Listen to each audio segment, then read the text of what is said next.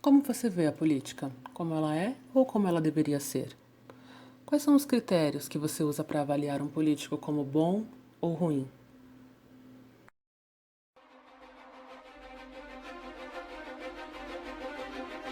Não adianta tentar acabar com as minhas ideias, elas já estão pairando no ar.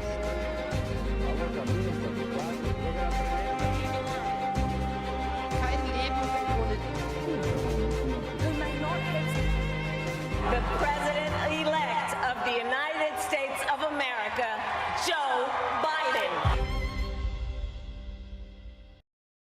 Na Toscana renascentista vive Maquiavel, fundador da filosofia política, estabelecendo critérios que são lidos e seguidos por todos os tipos de líderes ao longo dos últimos séculos. Em sua época, a Itália sofria com constantes alternâncias de poder, pela guerra e pela paz, o que formava principados, onde um príncipe governava. É esse tipo de governante que dá nome ao livro, pois Maquiavel o endereça ao príncipe. O príncipe se torna o clássico dos clássicos, porque é a primeira vez que a política é tratada como ela é e não como ela deveria ser. Trata-se de um manual para a ação prática e um marco da racionalidade política que inaugurou a modernidade.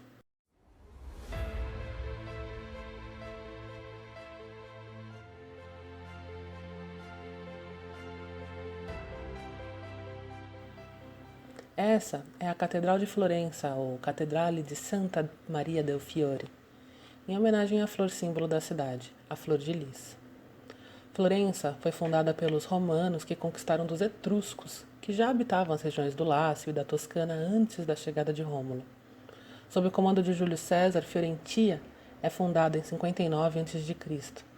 Esse nome é uma alusão à deusa Flora, porque Fiorentia nasce junto com a primavera de 59. A cidade é protegida pelos confluentes do rio Arno, que significa ele que reina como águia. Arno nasce lá nos Apeninos, no Monte Falterona, a 1.358 metros acima do nível do mar, e atravessa a região da Toscana por 240 quilômetros, passando por Florença, Pisa e desaguando no Mar Tirreno. O acesso ao mar Mediterrâneo faz com que, já no século III d.C., Florença seja um próspero centro comercial do Império Romano. No século V, sofreu as invasões bárbaras como toda Roma. Em 774, foi conquistada por Carlos Magno e vive seu primeiro renascimento cultural, o Renascimento Carolíngio, muito antes do Renascimento que faz a transição da Idade Média para a Idade Moderna. Já durante a Idade Média, comerciantes, banqueiros e trabalhadores especializados em geral prosperavam ali. E o nome da cidade também foi mudando. O original, Fiorentia, se torna Fiorenza, no italiano medieval. Depois Firenze, como é chamada pela população hoje. Você já deve ter visto um mineiro falando, e todo mineiro tem o hábito de cortar as palavras, para facilitar a pronúncia. Por qual motivo, o mineiro pergunta, cá de quê? É exatamente o que aconteceu com a palavra Florença, para chegar até nós assim. No século XI, Florença adota o brasão com a flor de lis. E a prosperidade florentina é tamanha na Baixa Idade Média, esse fim do feudalismo, início do capitalismo, que em 1252 o florim de ouro se estabelece como uma moeda de referência nessa época das aberturas das rotas comerciais. Ela permanecerá assim por mais de 3 séculos como um dos padrões monetários do mundo, junto com o ducado veneziano, assim como o dólar é hoje em dia. Hoje, nós vamos fazer como os peripatéticos aristotélicos. Vamos dar uma volta por Florença enquanto conversamos. Mas serei daquelas que colocam o celular na frente, no meio da rua, para mostrar alguma imagem, ok? Maquiavel nasce na Florença renascentista. Aqui era o epicentro do comércio, das artes, do pensamento antropocêntrico. Desde cedo ele tomou gosto pela história romana e viu nela uma forma para compreender a política, como se fosse uma esclarecedora analogia entre o que ele estava estudando e o que ele via acontecer bem diante de seus olhos. Apesar de toda a arte acontecendo em sua frente, ele não se interessou nem pelas artes e nem pela chegada dos europeus na América, no Novo Mundo. Talvez achasse que o que se aconteceu foi uma ampliação do teatro da política, enquanto o drama e os atores continuariam sendo os mesmos. Em 1498, quando ele tinha 29 anos, ele foi nomeado secretário de um conselho de 10 de guerra, Diete della Guerra. E lá ele permaneceu por 14 anos, primeiro com funções modestas, mas em 1502 recebeu uma missão diplomática para ir até Urbino e conheceu César Borgia, o cara que tinha abalado toda a Itália pela sua capacidade de armar armadilhas contra seus inimigos, tê-los preso, estrangulado sem dó, que foi exatamente o que Maquiavel admirou nele. O homem de ideias se viu de frente agora com um homem de ação. Viu diante de si um homem 6 anos mais novo, mas que já tinha derrubado tiranos, dominado cidades e as administrava. Acabou que César Borgia se tornou o herói da filosofia de Maquiavel. César Borgia é aquele mesmo homem que inspirou as feições de Jesus Cristo, a versão renascentista, que é a mais popularizada para a gente também. De volta a Florença, depois dessa visita a Urbino, em 1503, o governo percebeu que ele voltou com a cabeça virada. Só falava do César Borgia. Mas em 1507, depois de muito insistir, ele conseguiu convencer o governo a fazer uma das suas ideias principais. Ele falava que nenhum Estado deve confiar sua defesa a tropas mercenárias, porque essas poderiam ser compradas por qualquer inimigo que viesse suficiente armado, principalmente se for de ouro, suas armas. O correto seria formar uma milícia de cidadãos, camponeses fortes, acostumados ao ar livre, às adversidades, e que fosse bem equipada e bem treinada. Essa deveria ser a linha de frente da defesa da República Florentina. Já no ano seguinte, em 1508, a sua milícia teve uma oportunidade de entrar em ação. No cerco de Pisa, quando Florença avança em direção ao Mediterrâneo, Pisa se rende às forças da milícia de Maquiavel. E Maquiavel, claro, volta para Florença aqui triunfante. Recebe uma missão para ir à Suíça e lá ele se entusiasma muito, em 1510, com a Confederação Suíça. Ele olha e vê, ela é independente e bem armada. Considerou então que aquele estado é que deveria ser o estado ideal para que a Itália se inspirasse. É nesse sentido que Maquiavel é um nacionalista avant des lettres. Um nacionalista antes mesmo que o termo tenha sido criado ou que o conceito de nacionalismo exista. Nesses mesmos anos em que Michelangelo esculpia Davi e pintava a Capela Sistina, as atenções de Maquiavel estavam totalmente viradas à política, de uma Itália dividida em províncias e que não conseguiria se defender, por exemplo, de uma França forte e unificada. Caso os franceses resolvessem invadir a Península Itálica, eles absorveriam com facilidade, segundo Maquiavel. O Papa Júlio II também via esse perigo. E aí ele pediu o apoio de Florença para expulsar todos os franceses do solo italiano. Florença mesmo, o governo, não via esse perigo e se recusou a ajudar. O Papa Júlio II então ordenou que o seu exército da Santa Liga eliminasse a República Florentina e restaurasse os Médici no poder que já haviam governado antes dessa república. A milícia de Maquiavel era responsável pela defesa da cidade e fugiu das forças mercenárias da Liga do Papa, o que tirou de Maquiavel toda a credibilidade, porque ele já tinha convencido o governo a trocar os próprios mercenários por esses camponeses. E aí ele também perdeu o cargo que ele ocupava. Mas continuou atuando de imediato com a sua diplomacia para apaziguar os ânimos e conseguiu um novo cargo com os Médici.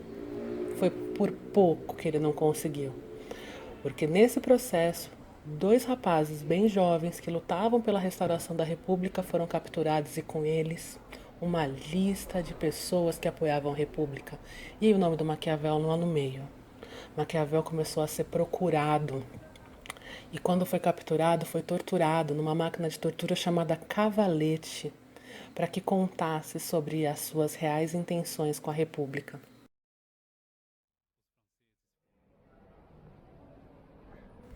Como não acharam nada contra ele, nem ele se denunciou, acabaram soltando. Mas ele ficou com muito medo de continuar em Florença. E aí ele se mudou para uma vila próxima, que tinha sido de seus ancestrais, San Cassiano. Hoje essa vila tem 1.700 habitantes, imagina na época. As cartas que Maquiavel enviava para os amigos nessa época são tão melancólicas. Ele vive até na pobreza financeira, mas pobreza também de acontecimentos. Ele que estava ali no fervo da política florentina. Mas, se não fosse esse ócio, jamais estaríamos falando dele agora, pois foi durante esses anos que o livro que agitou o mundo foi escrito. Maquiavel era admirador do Tito Livio, o historiador que contou a história de Roma desde a sua fundação até os primeiros impérios. Um cara que é conhecido por contar as histórias de um jeito interessante, para ser lido.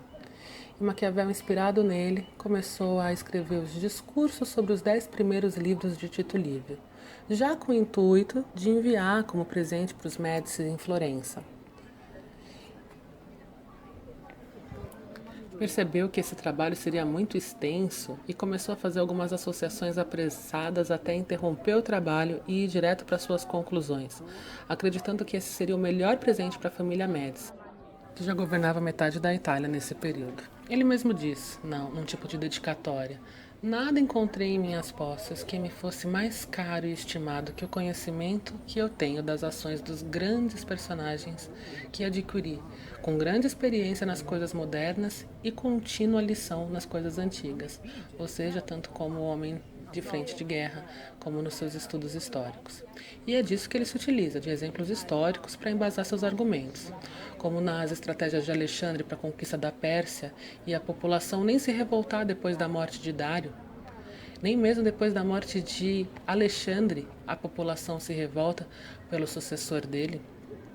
A prioridade para Maquiavel, todos esses exemplos, é a unificação italiana, seja por república, que ele preferia e prestava seu serviço já, seja com os Médici, para quem escreveu. Os Médici nem vinham de uma família da nobreza feudal, não eram de nenhuma dinastia. Eles construíram o patrimônio deles de forma lenta, sem chamar a atenção, com base na troca, nos negócios, com a ligação com o Papa, o que permitiu ainda aumentar mais ainda sua riqueza familiar.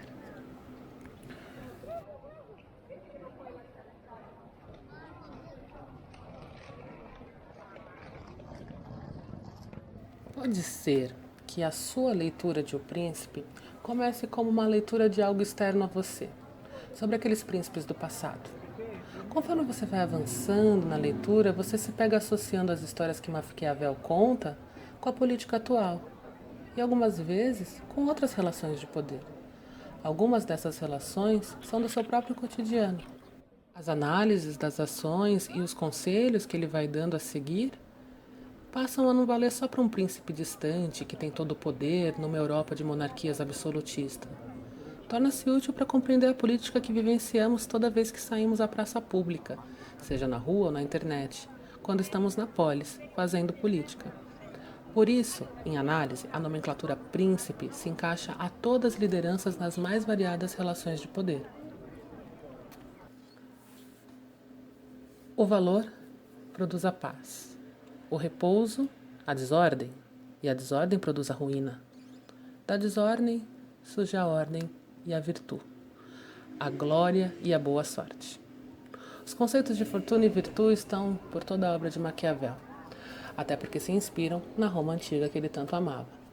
Ele diz que há os que conquistam o poder por fortuna, ou seja, por sorte, o que é necessário, mas não assegura o poder, porque a roda da fortuna gira como é cantado lá na Carmina Burana e mantém todos os escravos dela, da boa sorte.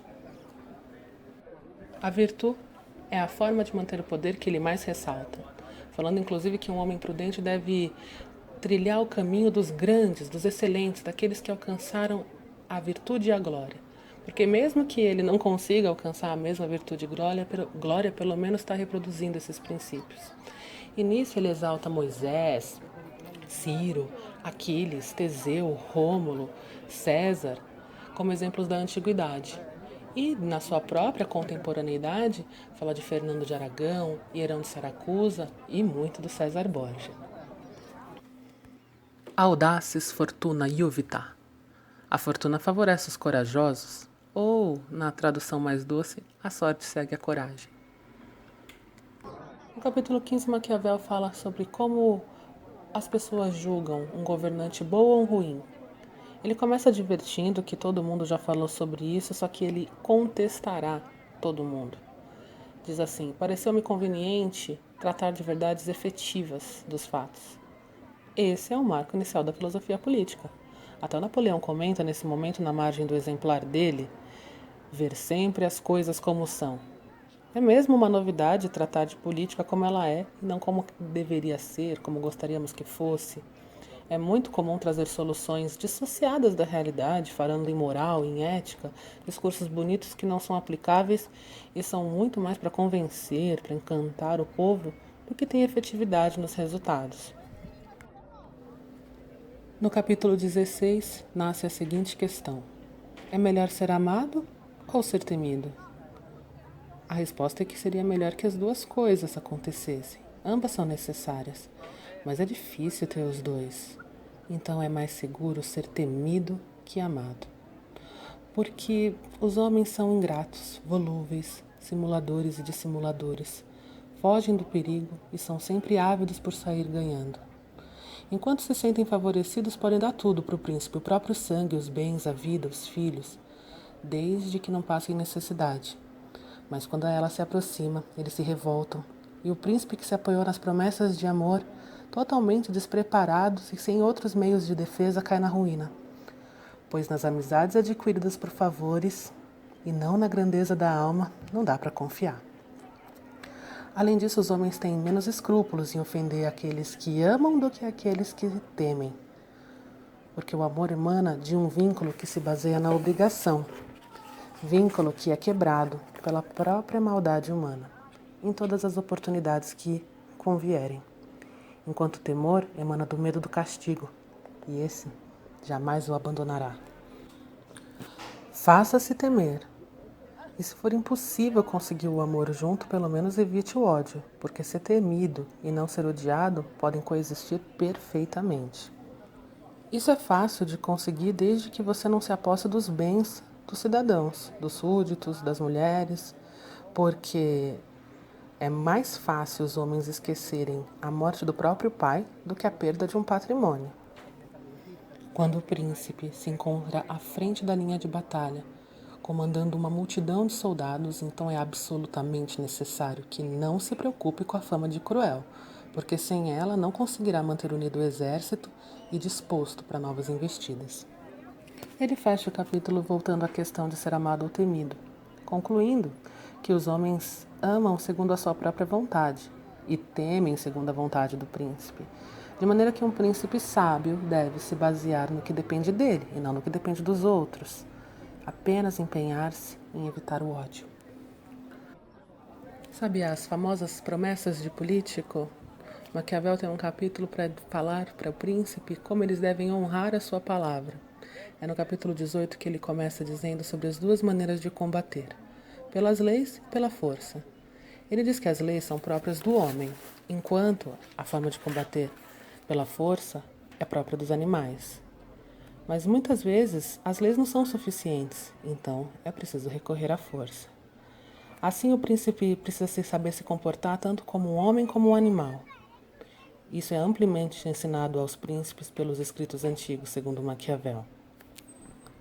Para que um príncipe saiba bem empregar a sua natureza animal, precisa tomar como modelo a raposa e o leão, porque a raposa não sabe se defender dos lobos e o leão não sabe se proteger das armadilhas. Portanto, é preciso ser raposa para conhecer as armadilhas e leão para atemorizar os lobos. O que só sabe agir como leão demonstra só sua pouca experiência. Por isso que o príncipe prudente não deve cumprir a sua palavra quando ferir os seus próprios interesses, ou quando os motivos que ele tinha para dar aquela palavra já nem existam mais. Se todos os homens fossem bons, nem precisaria falar sobre isso, mas como são perversos e nem cumprem suas palavras, assim também o príncipe deve deixar de cumprir a palavra dada. Nunca faltarão a um príncipe motivos legítimos para justificar sua quebra de palavra. E para isso faça como a raposa. Disfarce, seja hábil em fingir e dissimular. Os homens são tão simples e obedecem de tal forma às necessidades presentes que aquele que engana encontrará sempre quem se deixe enganar. Você vê que não é necessário que um príncipe possua todas as qualidades, todas as virtudes já mencionadas, mas sim é preciso que ele pareça possuí-las. Eu até me atreveria a dizer que possuí-las e praticá-las sempre seria prejudicial, enquanto aparentar possuí-las é útil. Por exemplo, é útil parecer clemente, leal, humano, íntegro, religioso e sê-lo efetivamente.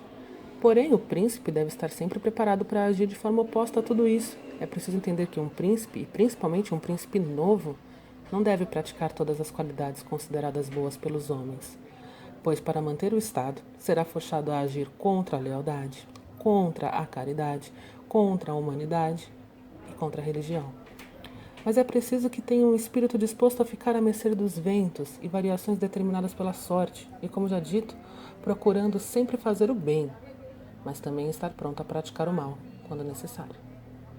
Com isso quero dizer que o príncipe deve ter muito cuidado em não fazer sair da sua boca algo que não seja repleto das 5 qualidades mais valorizadas, e ao ser visto e ouvido, parecer ser o homem todo piedoso, todo íntegro, todo humano, todo religioso.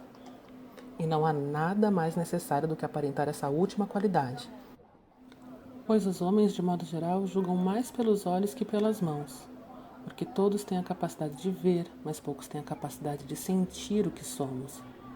Todos podem ver que o príncipe parece ser, mas poucos sabem o que ele realmente é, e esses poucos nem se atrevem a contestar a opinião dos muitos, que são protegidos pelo Estado.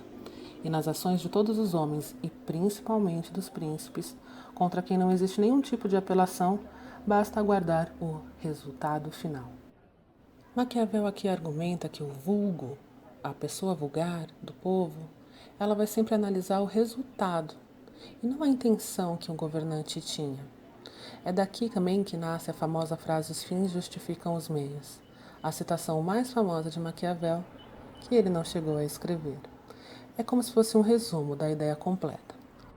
E agora você faz a análise desse resumo, direto da leitura do autor. O príncipe deve, então, procurar vencer e manter o Estado, pois os meios serão sempre julgados, honrados e louvados por todos, porque o vulgo se deixa facilmente enganar pelas aparências e pelos resultados. E no mundo predominam esses, os vulgos. Ou seja, a referência para julgar um governante bom ou ruim é o resultado que ele traz, porque os homens vulgares julgam pelo que veem. Será que isso vale para a democracia atual também? Porque aqui ele dá um exemplo da época dele. Quando ele diz aqui um príncipe dos nossos tempos a quem não convém nomear, é citado o Fernando de Aragão, como o seu Fernando II de Aragão, o rei da Espanha, como esse cara que ele não quer nomear, mas que ele diz que prega a paz e a fé, mas é inimigo ferrenho de ambas. Mas se não tivesse mostrado o quanto é pacífico e religioso, seguramente já teria perdido mais de uma vez a reputação e o próprio Estado. No capítulo 21, aconselha como se comportar para ser apreciado. Deixar claro quem são seus aliados é um desses conselhos, até para que quando 2 vizinhos entrarem em guerra, ele saiba quem apoiar. Mostrar para a população que é amante das virtudes e honrar os que alcançam a excelência na arte, como os mecenas fizeram no Renascimento. Dar liberdade para o comerciante e para o agricultor, e oferecer festas e espetáculos a todos. Ou seja, o príncipe torna-se um guia completo de como manter o poder com o uso da racionalidade. Maquiavel conclui advogando pela sua maior causa, a unificação. Afirma que a todos repugna o domínio bárbaro. Que seja então a sua ilustre causa, sua família, sob a sua bandeira, que as causas justas da liberdade e da elevação dessa pátria ocorram. É o sonho da unificação, o que chamamos de unificação italiana, que só aconteceu cerca de 350 anos depois.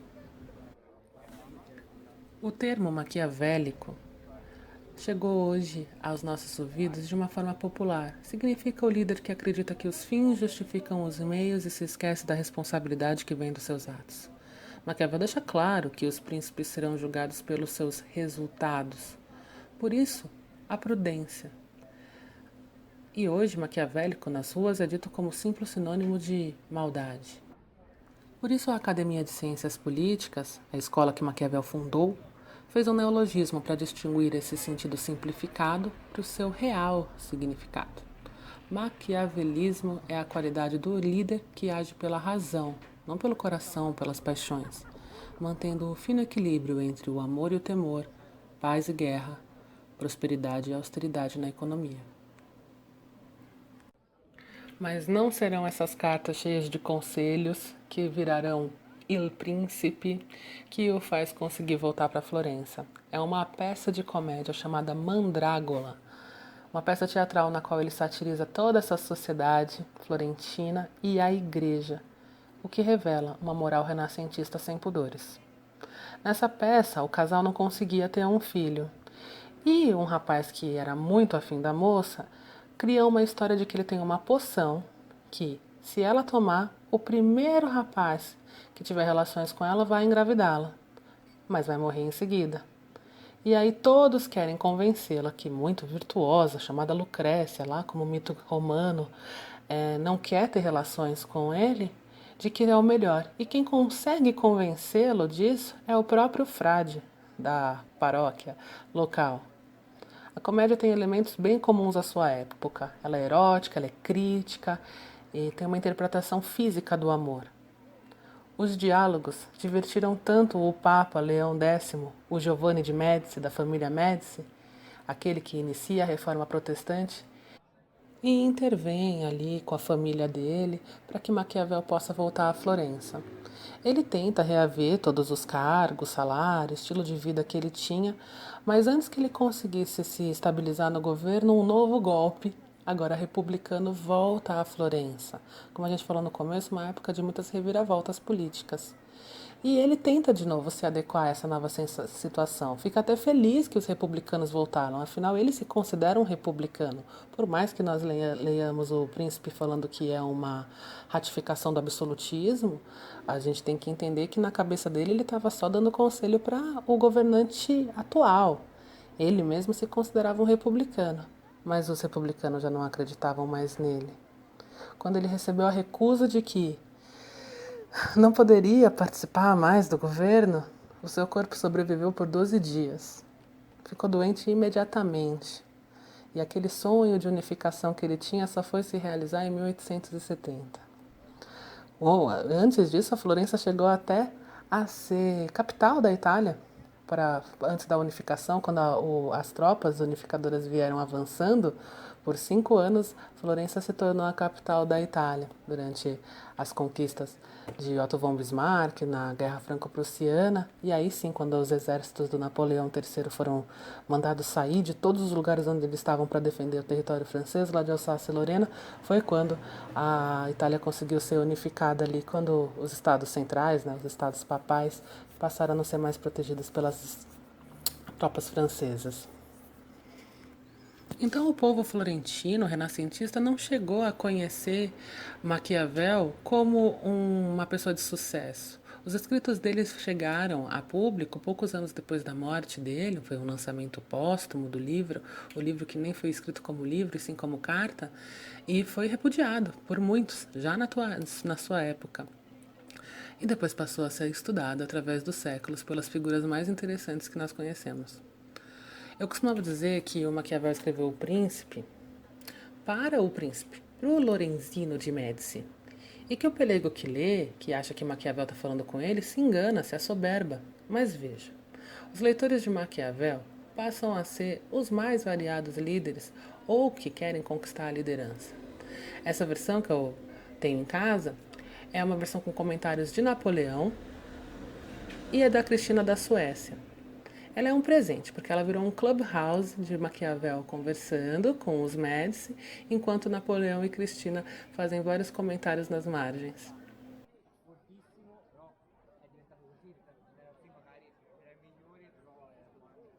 O nosso passeio por Florença e pela filosofia de Maquiavel termina com um convite de que agora você permaneça nessa reflexão, respondendo o formulário, fazendo relações, dando exemplos, mostrando o que você entendeu. Bons estudos!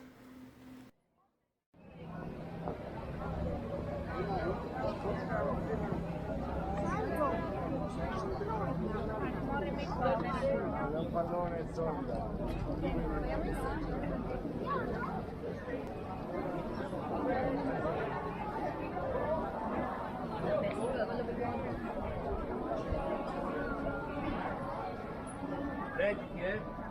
Vedi forte,